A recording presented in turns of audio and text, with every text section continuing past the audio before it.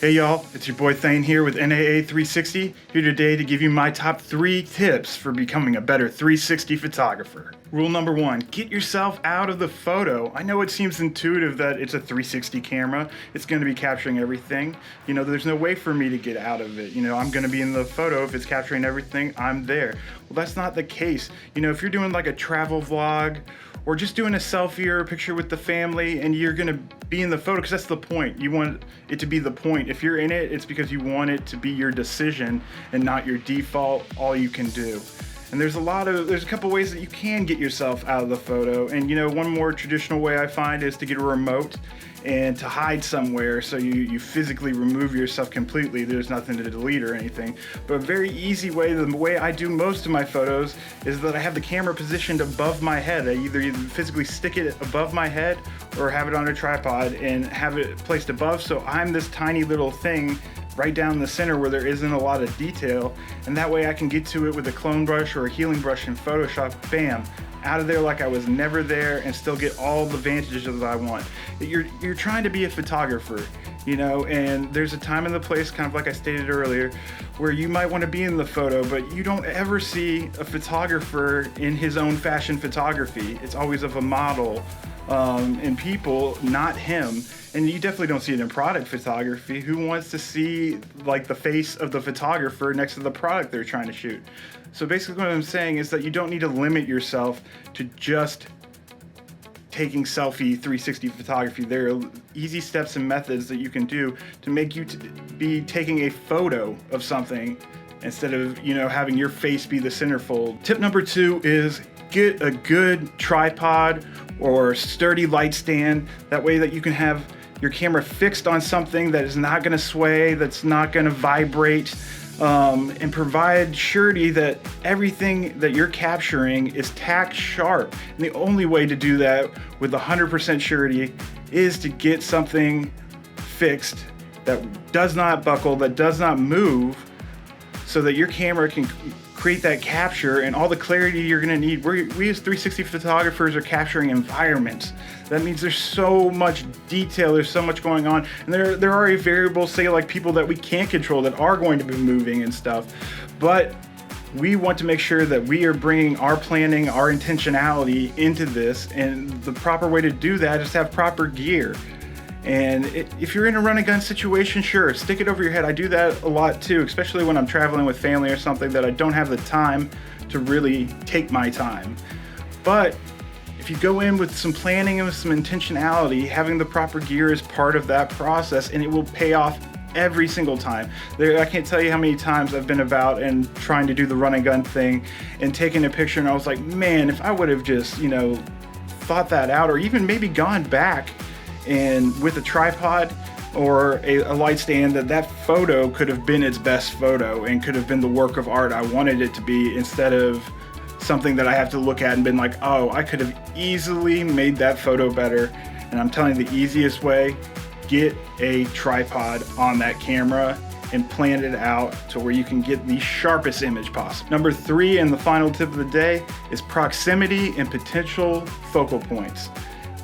In 360 photography, proximity and measuring it is the most essential factor in how you create intentional works of art that you knew at capture. I mean, you'll always be surprised a little bit, that's the fun of it.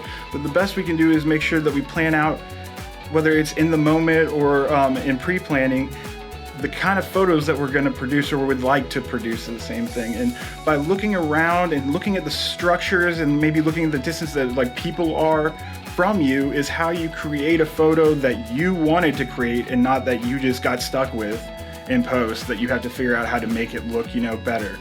This is the initial step, is going into those environments that you're trying to capture and looking around, engaging, and knowing that I was like, are these going to line up really close and big to me in the photo, or are they going to be off on the distance, nice, all even, and line up almost in as symmetrical as we can control as 360 photographers?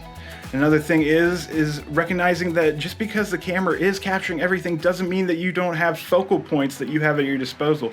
There are times where the focal point is the entire environment, so that's when I think you lean to kind of getting out into the center of whatever space you're in and making sure that everything is kind of equal distance from your camera, and that way the whole environment shines as one whole, undivided. The attention just falls upon the entirety of the space and the kind of the awe of like all the detail that it can look at. But that doesn't mean that you can't bring focal points into the mix. And a huge way you do that is through proximity. If you want to do it in capture, there are ways to do it in post that I'll talk about later, but the easiest way is to assess your proximity to your focal point when you're taking that photo. And that way, when you go straight in already, you don't have to do quite as much because your focal point is already there where you want it, up front and center, so that when the viewer views your photo, that is going to be what they see first. It's human attentiveness to still find these focal points, and that's why we have to utilize them, that they will look at that first, whether it's a statue, whether it's a building, whether it's a tree. You know, that's what's going to hit them first. And the beautiful thing about 360 photography is that that focal point won't be all that they see. It's not like traditional photography, and the vantage is all consuming as far as like the aesthetic is concerned. You're going to provide that focal point of your choosing through proximity to it, and it will be enveloped by the context that it naturally is filled with in its natural environment. That's the beauty of 360 photography, is we can provide even vantages, but we don't have to remove them from their context. So you can have a photo of a statue and still get the park around it. You can have a photo of a tree and get all the trees around it, the forest. You can point out the singularity of that tree, but not remove the forest that encompasses it. It's an amazing thing. So that's my final tip of the day, is proximity and potential focal points. Well, that's all for today, guys. I hope you liked the tips. 360 photography and videography is a very deep passion of mine. I have so much to say about it. I'm excited to get some of my thoughts out on this emerging medium to you guys with some tips and maybe give you guys some advice that might jumpstart your process with this amazing technology. You know, I didn't really have that. When I started, it was kind of really just a hard empiricism. It was very empirical. It was yes, no, yes, no, yes, no. It was completely experimental, and it was hard that way. But it was fun because I was the only 360 photographer I knew, so I felt like I was doing something very cool. Still feel like I'm doing something. Actually, I know I'm doing something cool now. But if I can provide you with any kind of tips or hints so that you might be able to bypass some of the hard lessons I had to learn repetitively and repetitively and repetitively, I would love to do that, and really get more 360 photographers and videographers out there, because with the arriving of the metaverse, yes, I'm saying it, the metaverse, for yeses and nos on what that term means, VR is an emerging medium that will be revolutionary to how we consume media. It is time that some of y'all join me in getting on this wave, and hopefully some of these videos that I provide you with will do just that.